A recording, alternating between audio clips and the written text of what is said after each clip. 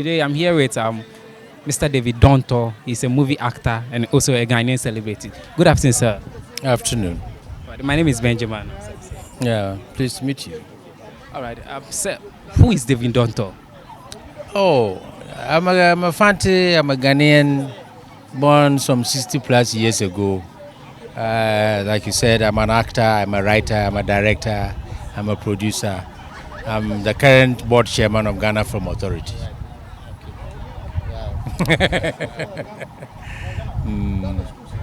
So, sir, how many years have you been in this industry?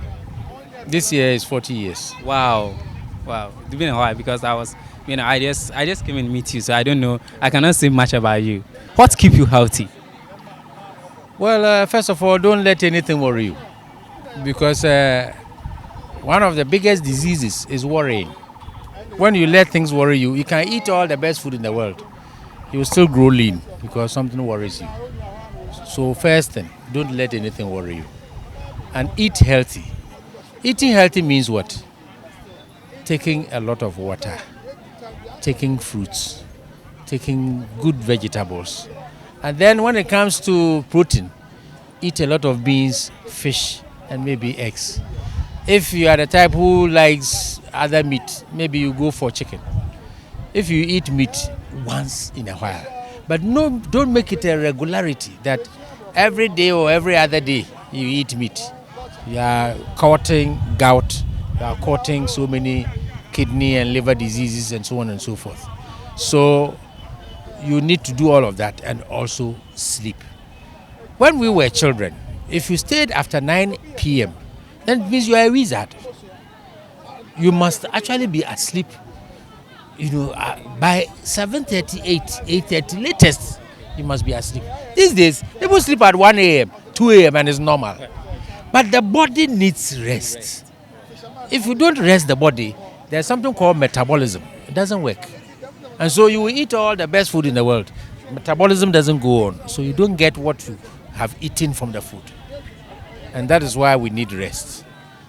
Then you can talk about living healthy. Okay, sir. Being in this industry and also as the board chairman, what are your challenges facing in this industry? Oh, lots and lots of challenges. First of all, part of our challenge, I would say, is cultural. Cultural in the sense that before the white men came, we were entertaining ourselves. You would ask, how were we entertaining ourselves? We were doing dramas, which was storytelling. We were doing music. We were doing dancing. We were doing acrobatics and so many other things.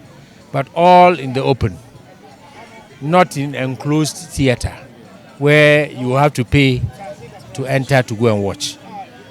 Those times, they do the performances as recreation. So if people are performing and you appreciate what they are doing, you go and put money on the person's forehead.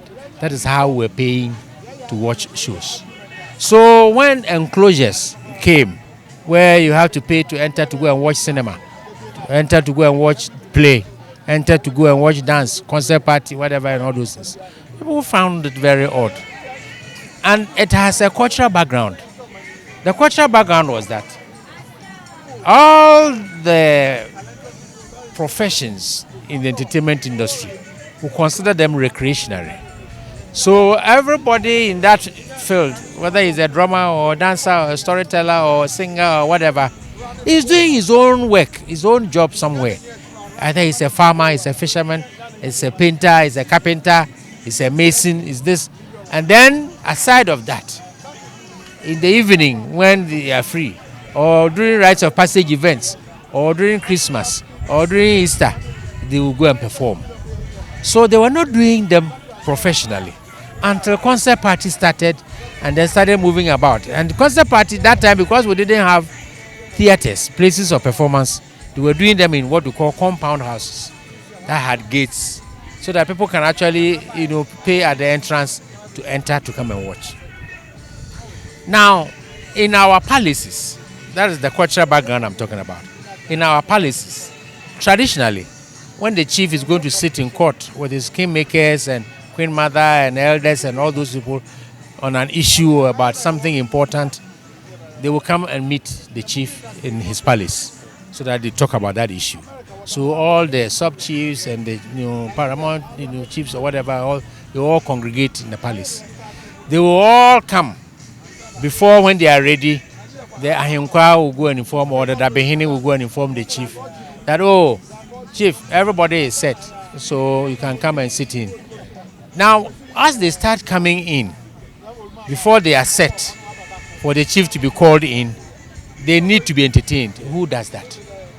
The Uboni, the Gongon Bita, or the Ahinkwahini, the head of the servants in the palace. They are people who, because they have lived in the palace and have come across, very erudite linguists, and have very clear understanding of their history and their cultural heritage and all those things, they are very good at telling stories. So they will entertain the people who have come by telling them stories. But these are people who in the palace, when there's any issue in the palace and it's going to be settled, whoever comes to the palace must bring drink. When they bring their drink, after they have sat on the issue, they serve the drink. Who serves the drink? Is the Gongon Bita or the Ahinkwahini. Now, when he serves the drink, whatever is left in the bottle, then you go and hide in the corner and you also down it. So he's almost always tipsy. So in the palace, they consider him, what do you call it? There's a name they give, a jester. Jester, somebody who creates fun, creates laughter, And so because of that, they used not to, quote unquote, respect people who tell stories, who create fun, who crack jokes, who sing, who dance and things to entertain people. And that is where the cultural root of that thing comes from. And so traditionally, we have never ever respected professions in the entertainment industry. Fortunately or unfortunately, Western civilization also brought theater, where people have to pay. You go and sit on chairs. There is a place for audience. There is the stage. Our theater is in the round. The performance is in the center, and the spectators, sit all around. But when you come to a theater, the stage is there, the audience is here, and all of that. So it brought, it brought some kind of change into how we patronize entertainment and those kind of things. Now, when it got to a point where people had to pay to go and watch, it was so difficult. So even I have experienced it before. Those days that we used to take concert party around, performing in the villages, children who could not pay, they will come and help you to arrange your chairs, fetch you water to bath, And even some elderly people who cannot pay, they will bring you a bunch of plantain, some cassava and a thing, just so that you allow them in to go and watch, And because of that, the monies that artists earn, because they do it for the love of it, they don't consider those monies as professional fees that they can live on as professionals. But now the world has changed so much that if you are an actor and you consider yourself a professional actor, you must live on the money you earn from your acting, like singer, a dancer, a drummer, whatever, and all those things. Now that thing is still in the minds of a lot of people, even those in government today. And so there are times they ask you, oh, what way do you do? Oh, I'm an actor. Oh, so can I concert? Oh, yes, I concert. That mentality. Oh, yes, band. Oh, band boys. Oh, band boys there. So there. That mentality is still there. we have not as yet come to accept that dance is a profession. Music or music instrumental playing is a profession. Acting is a profession. Drumming is a profession. Writing is a profession that people must be able to live on. Unfortunately, for us, ever since independence, that Kwame Nkrumah put culture under the office of the president. When he was overthrown in 1966, that culture has been moving. It was attached to sports, it was attached to education, it was attached to tourism, it was taken back, it was attached to chieftaincy, it came back, it now became Commission on Culture, it came back, and now it's been attached again to tourism and arts and culture. So it has even not been stable as an entity of governance in our system that will attract government budgeting, serious budgeting. But now the world has come to realize that so many countries around the world, they are making very good money from the entertainment industry. In America, after the ammunition and the automobile industry, the next is the entertainment industry. America of all countries. So you realize that and they earn billions. If you see UN figures of monies that are earned around the world every year in entertainment is billions, hundreds of billions. What is our share as Africa? We don't have that share because we have not been able to put the structures in place. We've not been able to put the infrastructure in place. We've not been able to put the mechanisms and facilities in place to run the entertainment industry as a profession. Just like we used to see football. Those days when we were kids going to school, you go and play football, you come home, they will ship you. Today, people will hold their hands of their children and send them to academy because there's money, Maybe we are yet to get there. And because we haven't gotten there, people don't see our industry as a professional industry. And that's actually our challenge. That's the biggest one. But talking about film, film is fine art, we say. Fine art meaning all the art forms, whether it's music, it's dance, it's acting, it's acrobatics, it's painting, it's drawing, it's writing, they all come together into film. And film was not developed here. We were doing live stage performance before film came. We have accepted film because film helps us to fix or to record, capture material and keep it so that you can even watch it another time. And that is why you make a film. I made Kukrantumi 1983. It's still there, so you still can see Kukrantumi. I did the trial of Kwame Nkrumah on stage. Fantastic stage production. But because it is not film, you can't see it. And that is the advantage or the benefit that we make from film. And that is why we think film is good.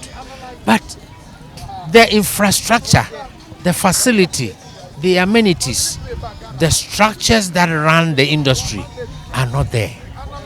For instance, if you make a film, the film must be able to, show, because that's the first point of marketing a film. When we make a film, your first point of marketing the film is exhibition. You show it in the cinema theater for people to come and watch. We don't have what we call film circuit. Film circuit, I mean cinema theaters. Formerly, when Ghana Film Industry Corporation was there, we had cinemas. You had Globe Cinema, Opera, Royal, Roxy, Oxford, Regal, and all. They were all cinema theaters. When we sold it to the Malaysians who turned it to the TV3, they also sold them. So now, the only cinema theaters we have in Accra, for instance, is Accra Mall, Silverbird, West Hills Mall, then Global, whatever, and then a few, nooks and cranny cinemas, which are not even licensed because they don't meet the standards and all of that. And if you're a filmmaker, if you're a film producer, you make a film, and you cannot take your film through a film circuit. We are now 16 regions. If even every region has 3, let's say Kumasi and Accra will have 4 each. We'll have 50 theaters, and 50 theaters will form our film circuit. So if I'm a film producer and I make a film, and I can take the film through those 50 cinema theaters, by the time it comes out, I have made my money.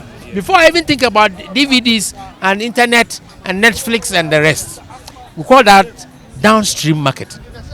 But the cinema theaters themselves are not there. So today people make films, they do the premiere, and then now they go and put it under their pillow and sleep, because if they don't have what it takes to put it on Netflix or put it on the internet in whatever form, you have just locked your money in that film. And that is what is worrying the industry now. And we are only hoping that the National Film Authority that has been put in place, which is supposed to supervise, regulate, and develop creative agenda for the industry, we must do everything possible to support it, to be able to put the structures, the infrastructure, the amenities, and the mechanisms that will make the industry run in place for us to now reap the benefit of filmmaking. So what are the measures you think, if the government puts it in place, it will help this industry? The first step has been taken. During the last government, Mahama's time, they passed the classification bill, which is now the film whatever. In the classification bill, we have the film authority, we have the film commission, we have the film fund, and so many other things. Then the classification itself, and then licensing, permits, and all those things for exhibition, and all those things, and production. All those things, when they are in place, it will help the industry. So, first of all, the bill has been passed. It's an act. The airline, to make it operational, is still in the process. It's not finished. But whilst waiting for the airline to make the bill operational, the act, which is the law, operational, the Film Authority was inaugurated last December, of which I am the chairman of the board. Now, this Film Authority, whose duty is supposed to regulate, supervise, and then develop a creative agenda for the industry, does not have any facility, does not have any infrastructure, does not have even money, anything to work with. We are now working around the clock, so to speak, to get an office, to create the film fund, to be able to now have what it takes to have the board to be meeting regularly, to put things in place, make film policy, and look at a film strategy that the executive secretary of the Film Authority will implement to make the industry now begin to get on its feet. That is where we are now. Is this government helping the film industry?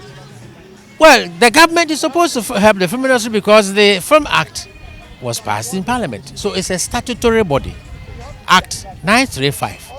And so when it comes into the laws of Ghana, there is the Parliament of Ghana that passed the film bill. So it's within the purview of the government of the day to provide it with the budget to function, to provide it with the facility to function, to provide it with the infrastructure to function, and everything that it needs to function. Just like it makes provision for hospitals, for roads, for light, for water, for everything. Because there's something called infrastructure that individuals cannot do. I always say that Asamoah, Michael, those people with all their money, they cannot come and build a Accra Sports Stadium. It's still government that will build a Accra Sports so that they can come and play their football there. So I also expect that the government will build cinema theaters in Cape Coast, in Takrady, in Ho, in Tamale, in Sunyani, Boko, so that people can patronize those places. Those structures, I cannot build them. It's government that has to build. And government must factor all this in its annual budget for us to, in phases, build these infrastructure, build the equipment, have the equipment to use to do these things, build the facilities, put the structures in place. And the structures we have started. The first one is the National Film Authority. After the Film Authority, we have to have the organogram that describes the deputies to the executive secretary, the directors that function, the people who work under these directors and everything, for the secretariat to be functioning. So that somebody from America wants to come and shoot a film in Ghana, he knows where to go, what to do, where to meet, the facilities to get, and all those things. So that the industry can run like any other industry. That is where we are now. So, yes, it is the government's duty, but maybe, because we are new, they said last year's budget, because we were inaugurated in December, we are not in. So as we speak, we don't even have money. We are now, finding meetings with the Minister of Finance to, earmark some monies for us to be able to even function as an office, as a secretariat. And so those are all teething problems of a new, so to speak, industry. Ghana Films has been in Ghana since Gold Coast Film Unit, 1948 to date, 72 years. We have now inaugurated our film authority. So you see how far we are behind. And since our inauguration, I've been hearing people making what I will call little noises. Oh, and I do more inaugurate more, so many enemy, and all those things. They have every right because they have waited for too long. They are so anxious. I sympathize with them. I understand them. But we cannot work magic in a day. And this is a new place entirely. We have an interim office at Bureau of Ghana Languages. Not even a Seseja is there. How do you work in such an office? We have had meetings. At times we go to sit in a meeting and we sit for 6 hours and it's a bottle of pure water. Mineral water. If you are a member of the board and you come to a meeting and come and sit for 6 hours and drink one bottle, will you even have the all these things people don't know. But we don't say it because we know what we have been waiting for. I even want it faster than them. But it's because they don't know what is happening. They say in Dontoh Forest. They don't know it. And so they talk. They have every right to talk. But I will plead with my colleagues in the industry to exercise some patience. If we have waited for 72 years, why can't you wait for a year to get certain structures, certain things in place for the industry to function the way it should function? It is not anybody's fault that we are where we are. We've been buffeted ever since independence till date. We are now, by God's grace, having our feet somewhere. Let us have the patience and work in tandem with the authority. Follow the laws that govern the industry and be prepared to do hard work, because film industry is good, but it's very good hard work that makes film industry work. If Americans come to shoot a film, if you have ever been on an American film production, you will understand what I'm saying. It is serious work, but it's not here. So all these things will only start happening when the structures are there and we are able to now set our foot, forward moving. So recently we heard Akufo-Addo saying actors are not being paid well. What do you want to say about that? Oh, that one is a perennial problem. It's not new. I listened to him. Watching it on the net, and in as much as I sympathized and pitied him for an elderly man like that, he does good work and doesn't get the money for the good work that he does. And people shouldn't forget, he also